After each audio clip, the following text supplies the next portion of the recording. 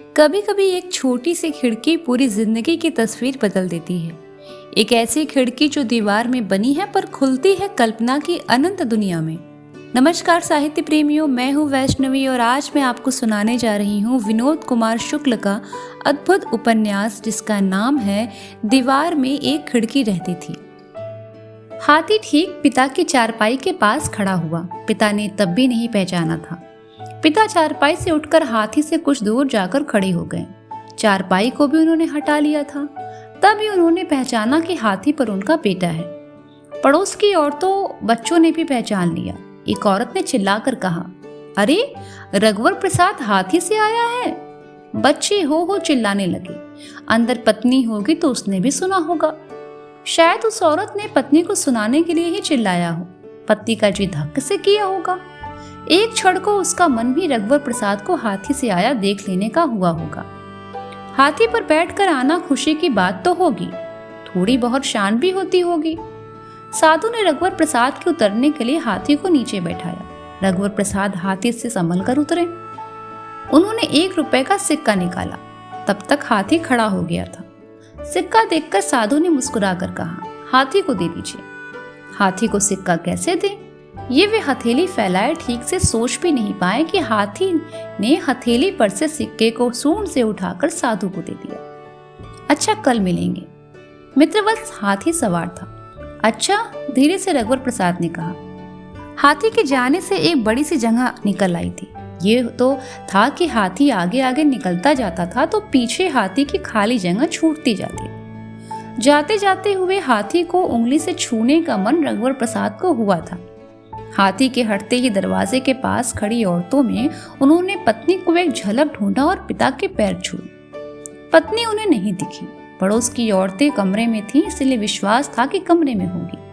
हो सकता है माँ हो, पत्नी से मिलने आई हो। माँ से मिलने औरतें आई हों, पर गवनई क्यों होगी? क्या पत्नी नहीं आई होगी? उनका मन स्थिर नहीं था। वे हाथी से उतर गए थे, पर अचानक मन घुड़सवारी करने लगा कि पत्नी के आने और न आने की तरफ दौड़ता रहता था। कहीं रुकता नहीं था, न तो आने पर रुकता था और न ही जाने पर। पिता ने रघुवर प्रसाद को बहुत मन से आशीर्वाद दिया। हाथी वाले को चाय नहीं पिला देते? याद नहीं रही, कल पिला देना। पिता ने सोचा होगा कि वह महाविद्यालय आना जाना हाथी से करता है।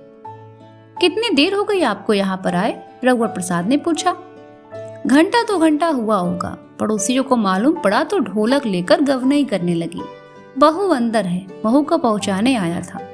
तुमको छुट्टी तो मिलती नहीं। तुम्हारी माँ पीछे पड़ी है, बहू को पहुँचा दो। बहू का मन नहीं लग रहा है, उदास रहती थी। उसे अपने माता पिता की याद आ रही होगी। धीरे से संकोच ने उससे कहा। ये पिता ने नहीं सुना।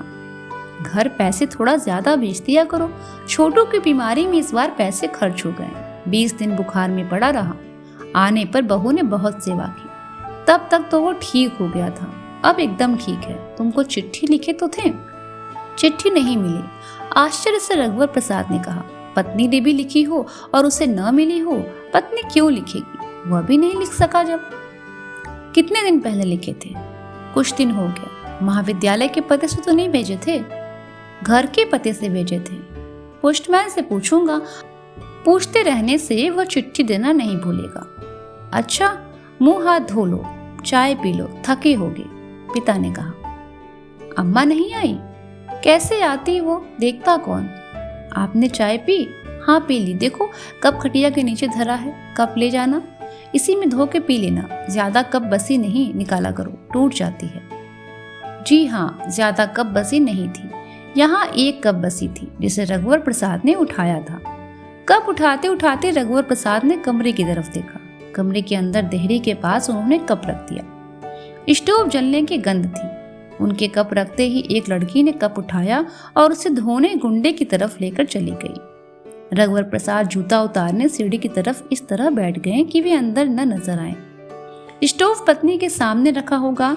कोने से किसी औरत ने स्टोव उठाया होगा और कहा होगा, अब रघुवर प्रसाद के लिए चाय बना दो। एक लड़की चाय के लिए गुंडे से पानी ले आई होगी। किसी ने छन्नी दिया होगा। किसी ने शक्कर, चाय पत्ती पत्नी के पास सरका दी होगी। रघुवर प्रसाद जूता उतार कर पिता के पास बैठ गए। अम्मा ठीक है? ठीक है। हर बार खाते समय एक बार उसका ठसका जरूर लगता है। खांसते खांसते बेदम हो जाती है। डॉक्टर को बताए थे, होम्योपैथी वाले को दिखाते रहते हैं। होम्योपैथी की दवा भी महंगी हो गई है। एक छोटी लड़की बहुत धीरे धीरे कदम रखते हुए चाय न छलके जैसे रस्सी पर चल रही हो रघुवर प्रसाद को आते दिखी। उसी के लिए चाय लाई होगी। वे आगे बढ़े और लड़की के हाथ से कप ले लिया। जिसके लिए ले जा रही हो देने से पहले ही वही छीन कर ले गए। इस तरह लड़की ने रघुवर प्रसाद को देखा और दुखी होकर लौट गई। चाय और पियोगे? नहीं, जब आए होंगे तो कमरे में ताला बंद होगा। रघुवर प्रसाद को चाय पीते पीते याद आया कि ताला बंद था, ताला कैसे खुला होगा? तुम एक चाबी दे गए थे ना? अच्छा हुआ वही ताला लगाया था, दूसरा ताला लगता तो परेशानी होती। क्या परेशानी होती? पड़ोसी अच्छे हैं, तुम्हारे आने तक वहीं रहते। तुम्हारे पास तो एक ही ताला था। एक नया ताला और लिया था। काहे के लिए? टट्टी के लिए। टट्टी के लिए क्यों? वहां चोरी होने का कौन सा डर है? चोरी नहीं, टट्टी में भीड़ रहती है, समय पर खाली नहीं मिलती। अरे इतना बड़ा तो मैदान है, खेत है।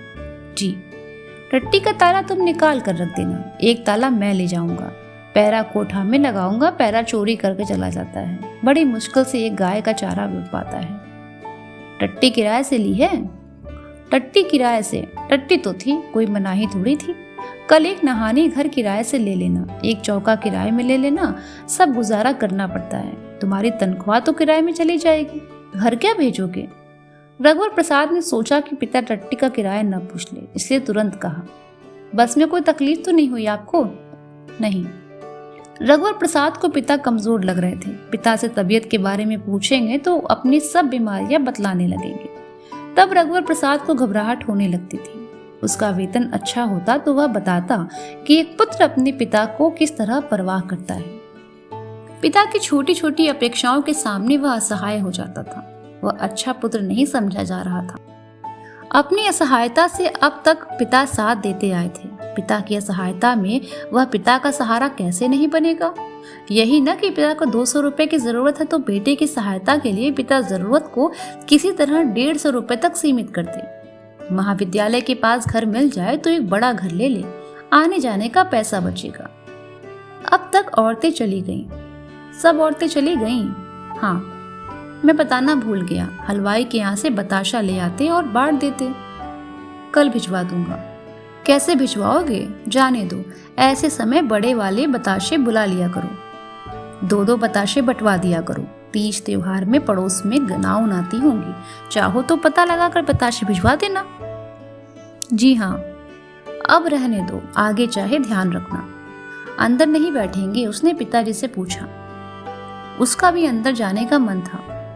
यहाँ हवा अच्छा चल रहा है, दिया बत्ती का समय हो गया है, बहू से कहते दिया बत्ती जला दे, कुबेरी बेरिया अंधेरी नहीं होना चाहिए। जी। रघुवर प्रसाद अंदर गए। पत्नी एक कोने में बैठी सी गुड़िया सी लग रही थी। रघुवर प्रसाद की पत्नी ने उसे अपने साथ के लिए रोक लिया था। गुड़िया को देखकर रघुवर प्रसाद का मन हुआ उससे कहे ग में छोटी ऊ की मात्रा गु, पर नहीं कहा कि पिता क्या सोचेंगे। रघुवर प्रसाद के आते ही पत्नी ने गुड़िया को फुसफुसाकर जाने को कहा। वो भागती हुई चली गई। दिन के विदा होने का बाहर से कुछ अधिक अंधेरा कमरे में हो चुका था। रघुवर प्रसाद ने सोचा अभी बत्ती न जलाए, 1 मिनट के बाद जलाई जाए। वे पत्नी की ओर बढ़े। पिताजी दिख नहीं रहे थे। पड़ोस के बच्चे बाहर खेल रहे थे। पत्नी के पास जाकर धीरे से बोले, चाय पी थी? पत्नी ने कुछ नहीं कहा। चाय पी थी? उसने फिर पूछा। तब पिता के खांसने की आवाज आई और उन्होंने तुरंत खटका दबाकर बत्ती जलाई। पत्नी की नायलॉन की गुलाबी साड़ी का प्लास्टिक जरी का चमकीला काम बिजली के उजाले में फक्क से जगमगा उठा। उजाला होते ही पत्नी की चूड़ियों की आवाज हुई थी। वो दीवार की तरफ धीरे से घूम गई थी। लाख और कांच की ढेर सी चूड़ियां पहनी थी। आदता वाले पैर को उजाला होते ही साड़ी में छुपा लिया। तभी पत्नी ने उसकी तरफ इसलिए देखा कि क्या वह भी उसकी तरफ देख रहा है। पत्नी देख रही है, देखकर वह मुस्कुराया तो वह भी मुस्कुराई। एक कमरे का घर जानकर पिता जानबूझकर 8 बजे की बस से लौट जाना चाहते होंगे। रघुवर का मन था कि पिता रुक जाते। अंदर आ जाइए, रघुवर प्रसाद ने दरवाजे के पास जाकर कहा। पिता उठे और अंदर आ गए। कमरे में एक बोरा बिछा था। पिता थोड़ी देर के लिए बोरे पर बैठ गए, फिर उसी बोरे पर लेट गए। ये देख रघुवर प्रसाद बाहर पड़ी खटिया अंदर ले आया। खटिया पर लेट जाते। नहीं, ऐसे अच्छा लग रहा है। पिता को थका जानकर उसने कहा, आज रात रुक जाते, कल चले जाना। चला जाता हूँ, घर से पूड़ी लाया हूँ, वही खाकर जाऊंगा। बासी पूड़ी नुकसान करेगी, रोटी खा लेना। बासी पूड़ी दाल के साथ अच्छी लगती है। बहू से बोल देना जल्दी दाल सब्जी बना देगी, थोड़ा भात भी खाऊंगा। पत्नी खाना बनाने के लिए तैयार दिखी। उठकर चौके के डिब्बों को खोलकर दाल चावल ढूंढने लगी। जा बता दे दाल चावल कहाँ रखा है, पिताजी ने कहा। रघुवर प्रसाद ने चावल दाल के डिब्बे बताए। सब्जी की टोकनी को देते देते पत्नी के पास रख दी। टोकनी में आलू थे। पूड़ी बहुत थी, इसलिए पत्नी ने आटा नहीं छाना। खाना बनते तक पिता की आंख बंद कर लेटे रहे। बेटी की गृहस्थी की खटर पटर आंख मूंदे सुनना उन्हें सुख दे रहा था। उनको लगता होगा बेटी की गृहस्थी हो गई। रघुवर प्रसाद कल की तैयारी में किताब खोलकर बैठ गए। पत्नी खाना बनाते बनाते पति को देख लेती थी। हर बार देखने में उसे छूटा हुआ नया दिखता था। क्या देख लिया है ये पता नहीं चलता था। क्या देखना है ये भी नहीं मालूम था। देखने में इतना ही मालूम होता होगा कि ये नहीं देखा था। पिता ने बहुत थोड़ा सा खाना खाया। 7 बज गए थे। सड़क की बत्ती जल गई थी। आपकी तबीयत ठीक है? वो पूछ बैठा। हाँ ठीक है, दिखना कम हो गया है। बायां आंख से तो बहुत कम दिखता है। दाहिनी आंख में जोत बाकी है। मोतियाबिंद हो रहा है। घुटने में बहुत दर्द है। काम करने से थकावट लगती है। उठकर खड़े हो तो चक्कर आता है। कमजोरी है, डॉक्टर को दिखा दीजिए। होम्योपैथी वाले को? नहीं, अंग्रेजी डॉक्टर को। अच्छा, दिखवा दूंगा। रघुवर प्रसाद उठे। दिन की पेटी खोलकर उन्होंने सबसे पहले 50 रुपया उठाया, फिर 50 रुपये और निकाला। पेटी में अब करीब 200 रुपये बचे होंगे। महीना पूरा बचा है। प्रबंध मंडल ने केवल 800 रुपया महीना स्वीकृत किया है। विभागाध्यक्ष को 1500 रुपये मिलते हैं। इसके पहले डागा महाविद्यालय धमतरी में उनको 1200 रुपये मिलते थे। ये खर्च के लिए रख लीजिए। कितने हैं? 100 हैं। समझ लो बस से आने जाने में 50 रुपये खर्च हो गए। 20 रुपये और रख लीजिए। नहीं, तुम्हारा भी खर्चा है, पहले भी रुपया दिए थे। रख लीजिए, मेरे पास हैं। और रघुवर प्रसाद रिक्शा बुला लाए थे। बहू ने पैर छुए तो पिता ने आशीर्वाद दिया। आजू बाजू के कमरों से औरतें बच्चे झांक रहे थे। पिता के बैठने के बाद पिता का झोला लेकर रघुवर प्रसाद भी रिक्शे में बैठ गए। बहू से बोल दो अंदर से दरवाजा बंद कर ले, तुम्हारा घर बस्ती के एकदम बाहर है, सन्नाटा हो रहा है। जी कहकर वे रिक्शे से उतरे। कमरे के अंदर जाकर पत्नी से कहा, दरवाजा बंद कर लेना, मैं पिताजी को छोड़कर जल्दी आऊंगा। मैं पिताजी को छोड़कर जल्दी आऊंगा या उन्होंने अपने मन से कहा था? पिताजी ने जितना कहने के लिए कहा था ये उससे ज्यादा था। दरवाजे के पल्ले की आड़ में पत्नी खड़ी थी। सिर पर पल्लू था। सिर झुकाए पत्नी ने सुना और धीरे से हाँ कहा। रघुवर प्रसाद को पत्नी का हाँ सुनना बहुत अच्छा लगा।